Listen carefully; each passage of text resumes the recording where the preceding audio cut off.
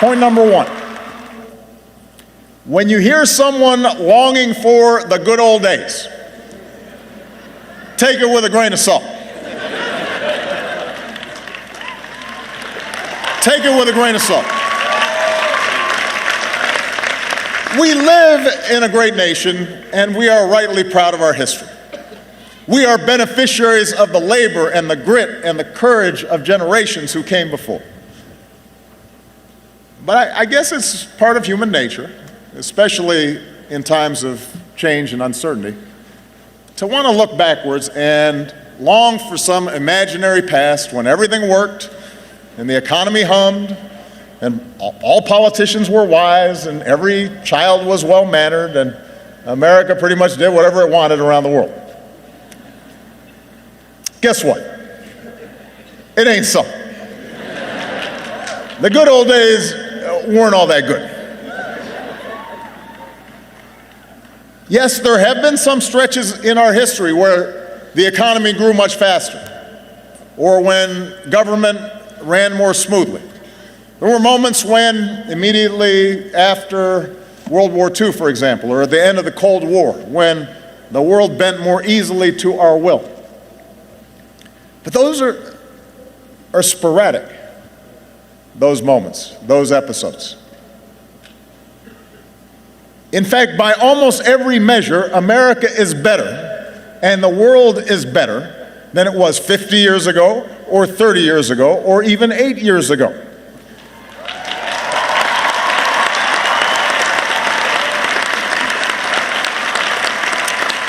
And by the way, I'm not set aside 150 years ago, pre-Civil War. There's a whole bunch of stuff there we could talk about. Set aside life in the 50s, when women and people of color were systematically excluded from big chunks of American life. Since I graduated in 1983, which isn't that long ago, I'm just saying. Since I graduated, crime rates, teenage pregnancy, the share of Americans living in poverty, they're all down. The share of Americans with college educations have gone way up. Our life expectancy has as well. Blacks and Latinos have risen up the ranks in business and politics. More women are in the workforce. They're earning more money. Although it's long past time that we pass laws to make sure that women are getting the same pay for the same work as men.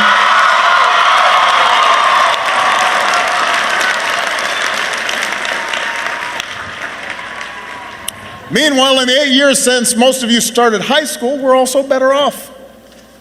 You and your fellow graduates are entering the job market with better prospects than any time since 2007. 20 million more Americans know the financial security of health insurance. We're less dependent on foreign oil. We've doubled the production of clean energy. We have cut the high school dropout rate. We've cut the deficit by 2/3. Marriage equality is the law of the land.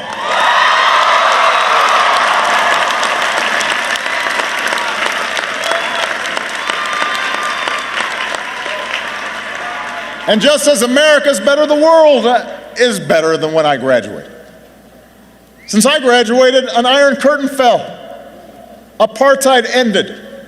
There's more democracy. We virtually eliminated certain diseases like polio. We've cut extreme poverty drastically. We've cut infant mortality by an enormous amount. Now, I say all these things not to make you complacent. We got a bunch of big problems to solve. But I say it to point out that change has been a constant in our history, and the reason America's better is because we didn't look backwards. We didn't fear the future. We seized the future and made it our own. And that's exactly why it's always been young people like you that have brought about big change. Because you don't fear the future. And that leads me to my second point. The world is more interconnected than ever before, and it's becoming more connected every day. Building walls won't change that.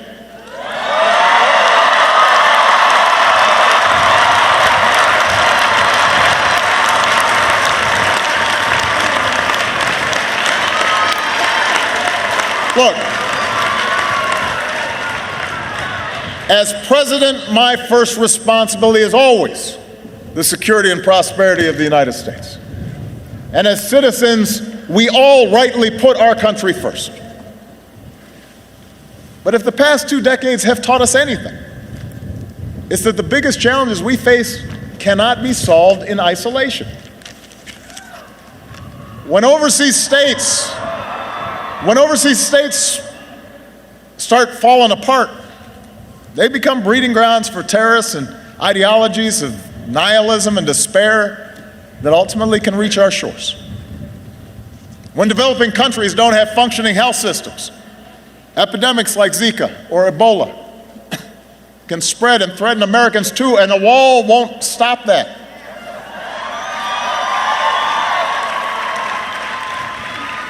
If we want to close loopholes that allow large corporations and wealthy individuals to avoid paying their fair share of taxes, we've got to have the cooperation of other countries in a global financial system to help enforce financial laws. The point is, to help ourselves, we got to help others. Not pull up the drawbridge and try to keep the world out. And engagement does not just mean deploying our military. There are times where we must take military action to protect ourselves and our allies. And we are in awe of, and we are grateful for the men and women who make up the finest fighting force the world has ever known.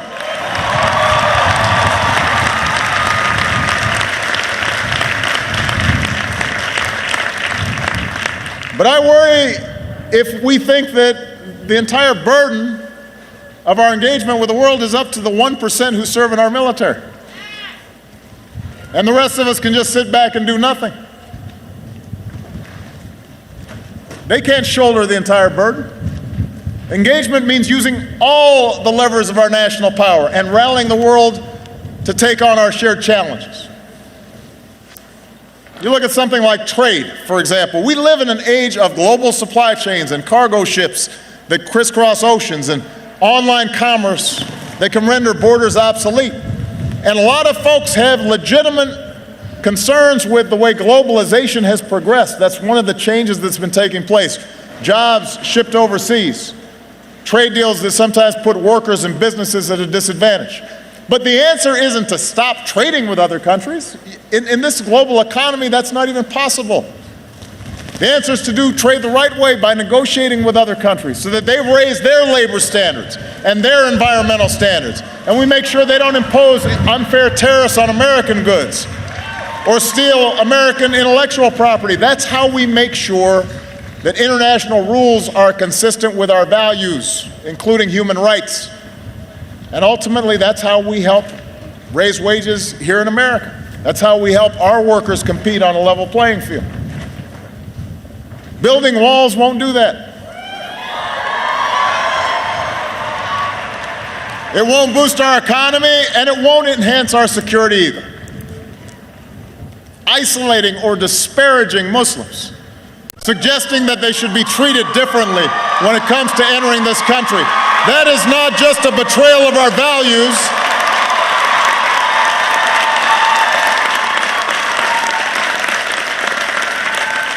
That's not just a betrayal of who we are. It would alienate the very communities at home and abroad who are our most important partners in the fight against violent extremism. Suggesting that we can build an endless wall along our borders and blame our challenges on immigrants. That doesn't just run counter to our history as the world's melting pot. It contradicts the evidence that our growth and our innovation and our dynamism has always been spurred by our ability to attract strivers from every corner of the globe. That's how we became America. Why would we want to stop it now?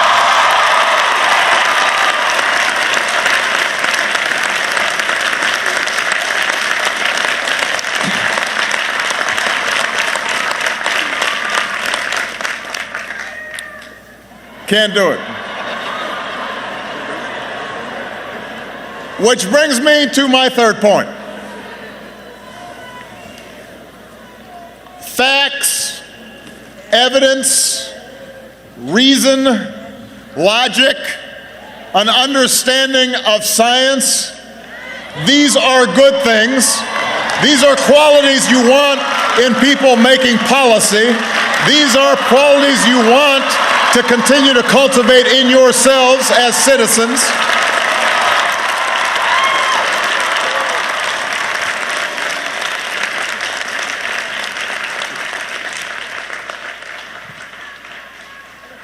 That might seem obvious.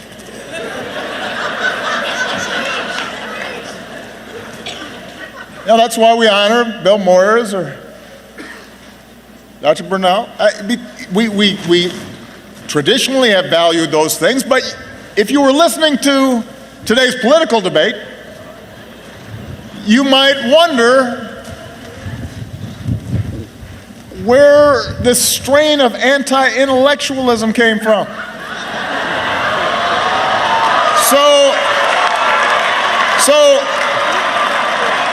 So class of 2016, let me be as clear as I can be. In politics and in life, ignorance is not a virtue.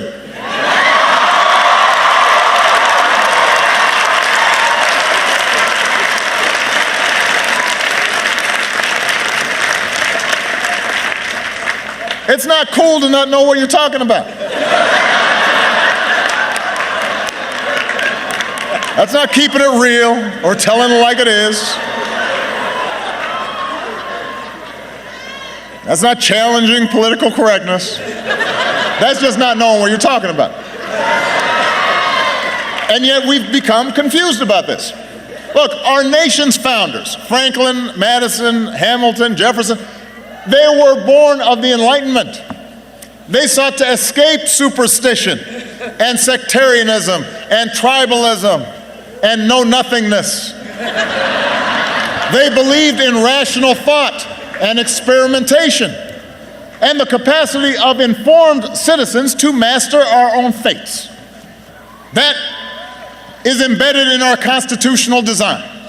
That spirit informed our inventors and our explorers, the Edisons and the Wright brothers, and the George Washington Carvers and the Grace Hoppers, and the Norman Borlaugs and the Steve Jobs. That's what built this country. And today, in every phone in one of your pockets, we have access to more information than at any time in human history at a touch of a button. But ironically, the flood of information hasn't made us more discerning of the truth. In some ways, it's just made us more confident in our ignorance. We assume whatever's on the web must be true. We search for sites that just reinforce our own predispositions. Opinions masquerade as facts. The wildest conspiracy theories are taken for gospel. Now understand, I am sure you've learned during your years of college, and if not, you will learn soon, that there are a whole lot of folks who are book smart and have no common sense. That's the truth. You'll meet them if you haven't already.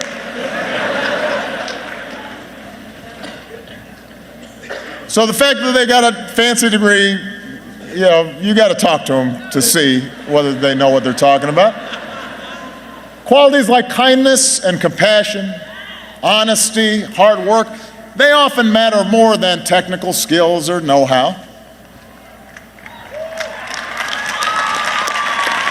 But when our leaders express a disdain for facts, when they're not held accountable for repeating falsehoods and just making stuff up, while actual experts are dismissed as elitists, then we've got a problem. It's interesting that if we get sick, we actually want to make sure the doctors, gone to medical school, they know what they're talking about.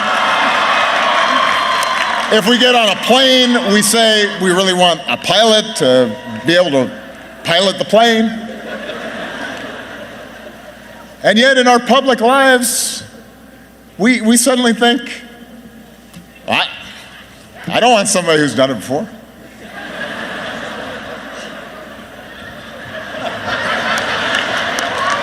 Look, the rejection of facts, the rejection of reason and science, that is the path to decline. It calls to mind the words of Carl Sagan, who graduated high school here in New Jersey. He said, "We can judge our progress by the courage of our questions and the depths of our answers, our willingness to embrace what is true rather than what feels good." The debate around climate change is a perfect example of this. Now, I recognize it doesn't feel like the planet's warmer right now. I understand. There was hail when I landed in Newark.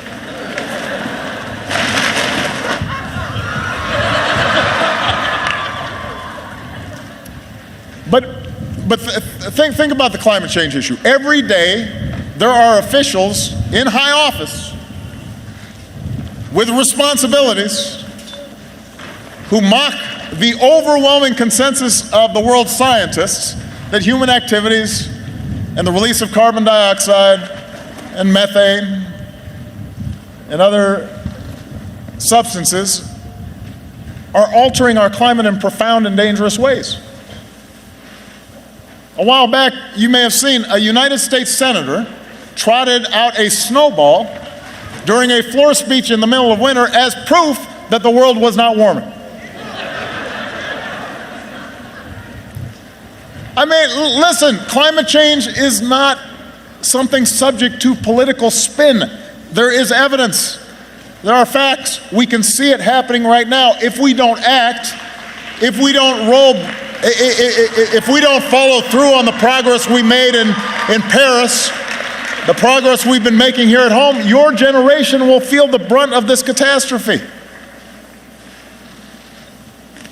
So it's up to you to insist upon and shape an informed debate. Imagine if Benjamin Franklin had seen that senator with the snowball, what he would think. Imagine if your fifth grade science teacher had seen that.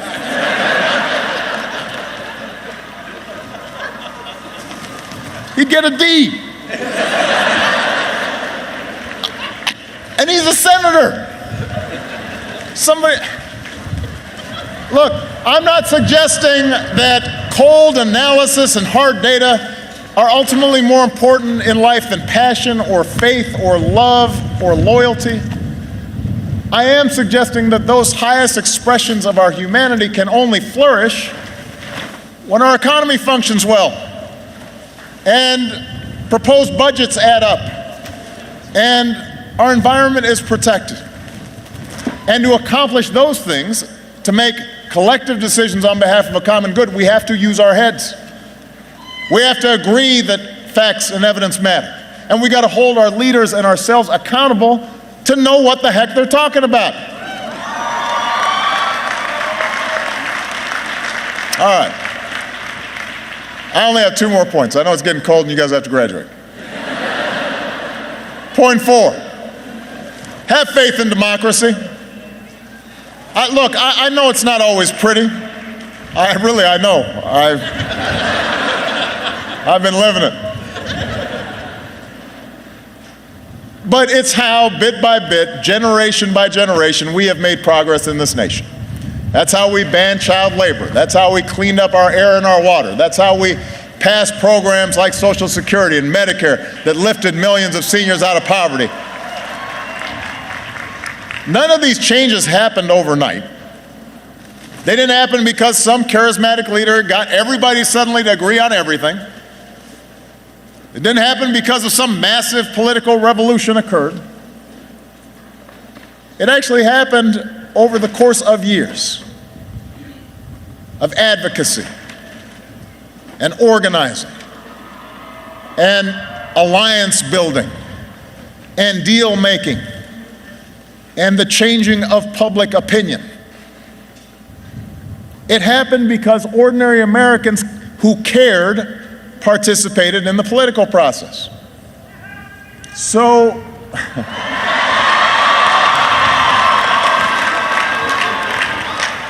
Well, that's nice. I mean, I helped.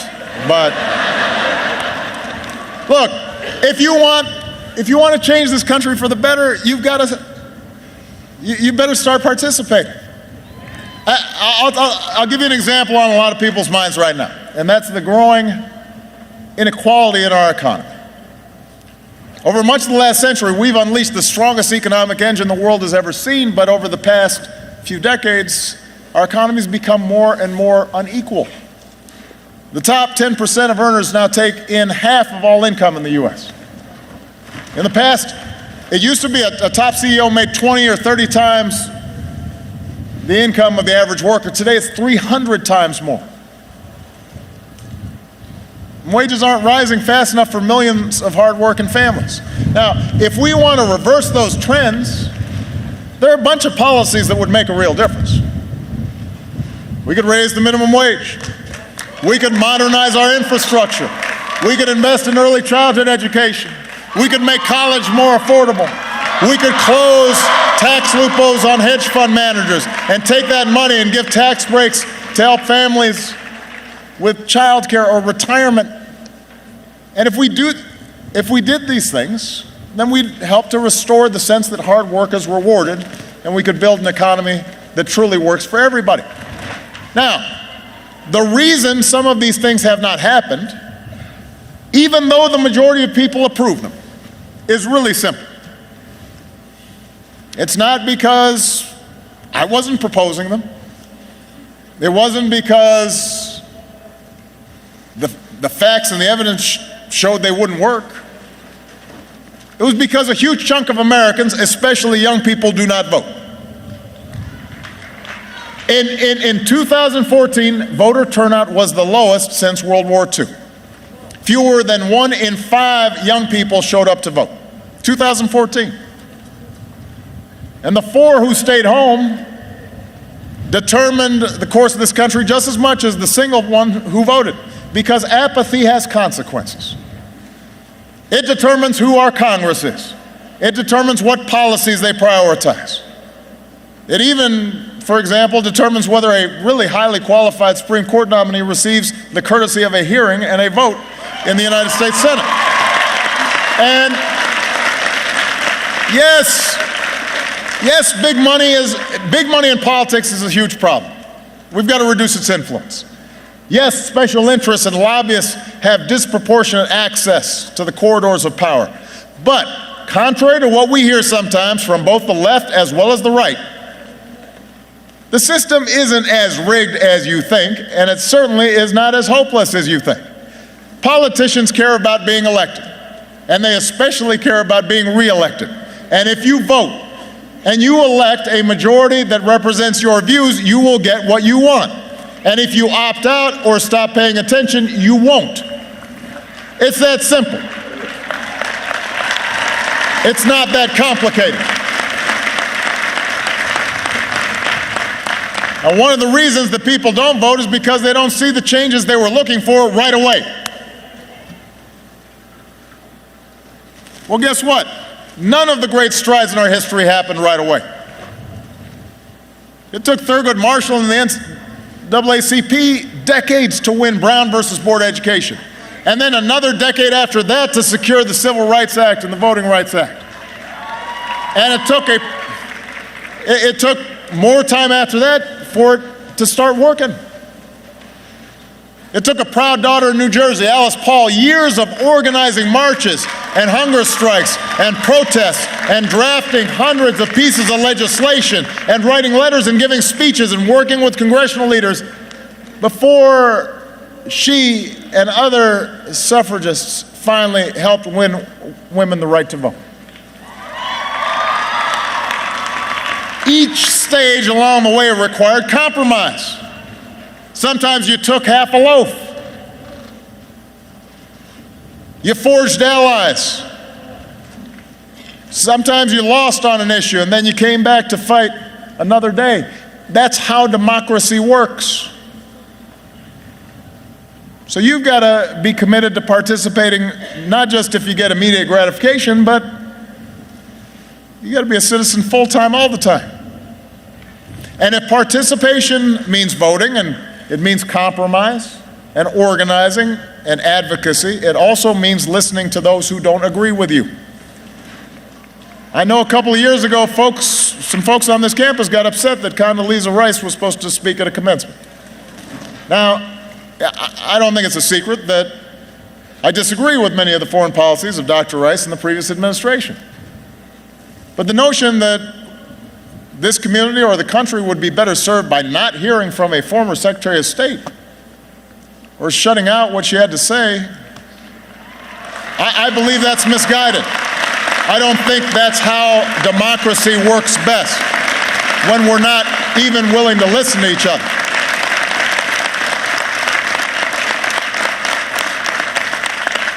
I believe that's misguided. If you disagree with somebody, bring them in and ask them tough questions. Hold their feet to the fire. Make them defend their positions.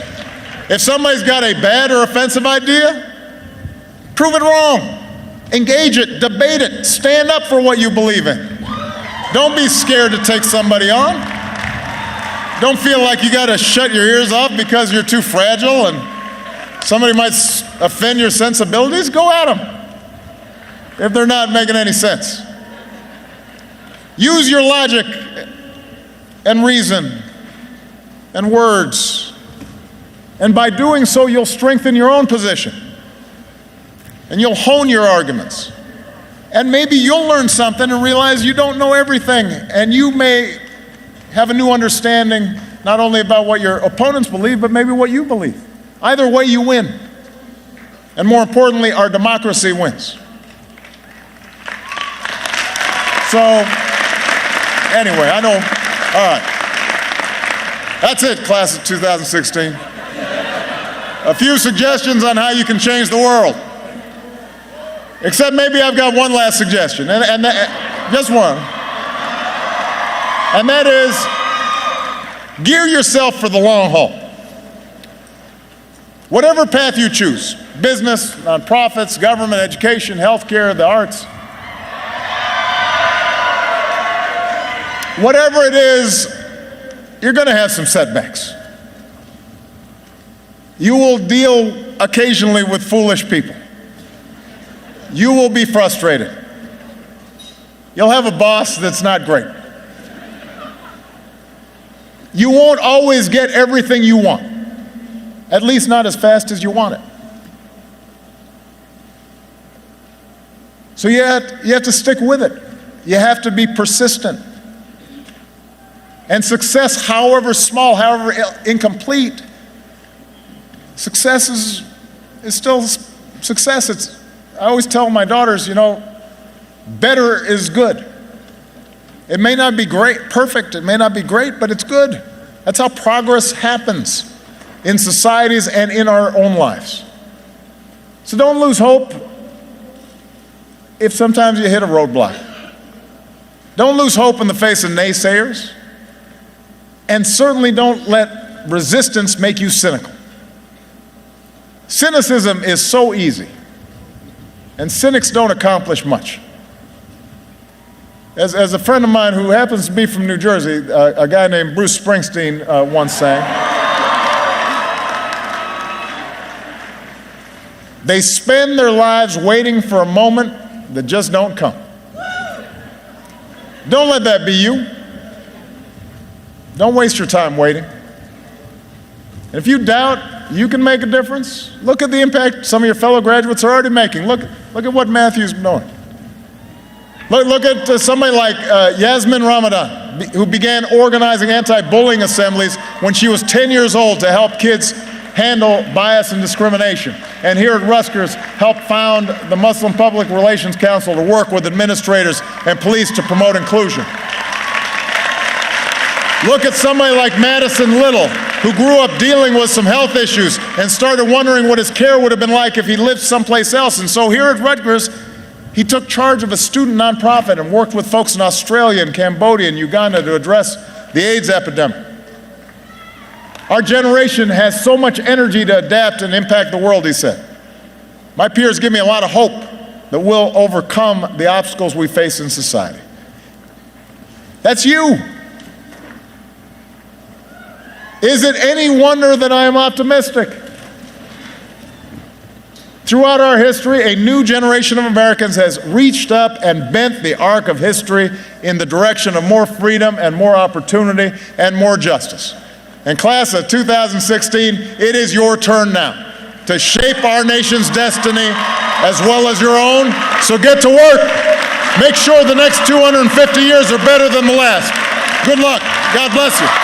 God bless this country we love. Thank you.